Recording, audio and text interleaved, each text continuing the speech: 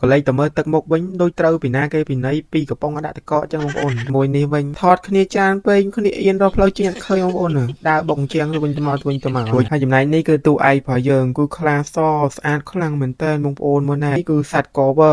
នេះគឺលុកមកចង់ថើបគេបដ ហើយនេះវីដេអូទី2នេះខ្ញុំនឹងនាំបងប្អូនទាំងអស់គ្នាទៅមើលនៅសួនសត្វវិញម្ដងបងប្អូនហើយនៅតាមផ្លូវច្រកចូលគេទៅហ្នឹងគឺគេមានតាំងរូបផ្សេងមើលទៅគឺលក្ខណៈដូចគោសម្ព័ន្ធអីមួយអញ្ចឹងមានប្រុសមានស្រីទូក្អមអីចឹងហើយកលិចមកមើលខាងនេះវិញគឺមានតាំងប្រភេទតុក្កតាទូចអីមើលទៅខ្ជូតមែនតើបងប្អូនហើយដើរមកដល់កន្លែងនេះនៅខាងលើខ្ញុំនេះគឺប្រភេទសបុកសត្វហើយសបុកសត្វហ្នឹងដូចសបុកសត្វនៅខ្មែរអញ្ចឹងគាត់ថានៅខ្មែរយើងគឺរូបក្បាលមនុស្សអញ្ចឹងបងប្អូនហើយមនុស្សត្រង់ជួចាំចូលទៅមើលច្រើនខ្លាំងមែនតើបងប្អូនដោយសារតែយើងត្រូវជិះឡានក្រុងទៅមើលយើងអាចចូលដើរទៅមើលបានទេព្រោះនៅក្នុងហ្នឹងគឺគេធ្វើទ្រង់ធំហើយគឺគេប្រឡែងសត្វពេញហ្នឹងហ្មងបងប្អូនឥឡូវនេះគឺយើងចូលមកដល់សួនខាងក្នុងហ្នឹងគឺឃើញខ្លាធំខ្លាំងមែនតើបងប្អូនមើលណែអូយហើយនេះក៏ជាលើកទី1ឯងដែលខ្ញុំបានឃើញខ្លាផ្ទាល់នឹងភ្នែកអញ្ចឹងបងប្អូនហើយការដែលខ្ញុំនៅទូចហ្នឹងគឺតែងតែចាស់បន្លាយថាប្រយ័ត្នខ្លាខាំប៉ុន្តែខ្ញុំអត់ខ្លាចទេព្រោះខ្ញុំគិតថាខ្លាដូចឆ្កែអញ្ចឹងបងប្អូនតែដល់ពេលមកជួបផ្ទាល់នេះអត់ទេបើសិនបានជួបវិញគឺអត់រួចខ្លួនទេដៃធំណាស់បងប្អូនអើយ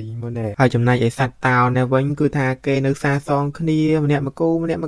បងប្អូនមើលអូយស្វីតដល់កឯណែមកកេងដាក់យើងទៀតអូលិនដៃលិនជើងគ្នាហើយចំណែកមួយនេះវិញថតគ្នាច្រើនពេកគ្នាអៀនរកផ្លូវជិះអត់ឃើញបងប្អូនដើរបុកជាងទៅវិញទៅមក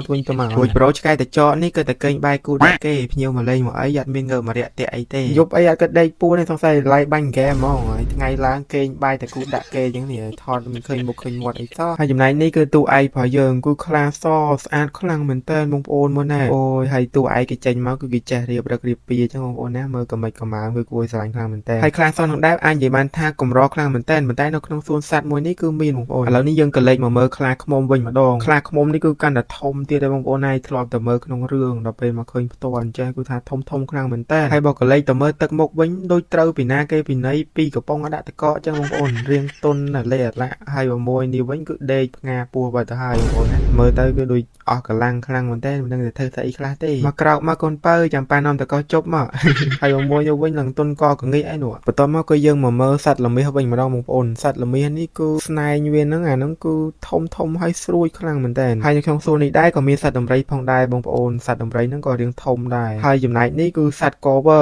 នេះគឺលុកមកចង់ថើបគេបដ ហើយនេះតាមពិតមិនមែនទេបងប្អូនគឺគេឲ្យចំណៃគេដើម្បីឲ្យយើងបានថតចិត្តអញ្ចឹងណាហើយគឺខ្ពស់ខ្លាំងមែនតើបងប្អូននៅពេលដែលវាឈួតទៅគឺខ្ពស់ជាងឡានក្រុងរបស់យើងទៀតហើយធ្លាប់តែលើសត្វក្អែកស៊ីសាកសពឬក៏ស៊ីរបស់ស្អុយអញ្ចឹងបងប្អូនប៉ុន្តែក្អែកប្រទេសកូរ៉េនេះគឺស៊ីនំអញ្ចឹងមិនថាគ្មានអ្វីស្ថិតស្ថេរទេបងប្អូនសម្បីតែក្អែកនេះក៏វាប្រែប្រួលមកស៊ីនំវិញដែរព្រោះឥឡូវទៅរកសាកសពឯណាស៊ីបានបងប្អូនមានតែនំ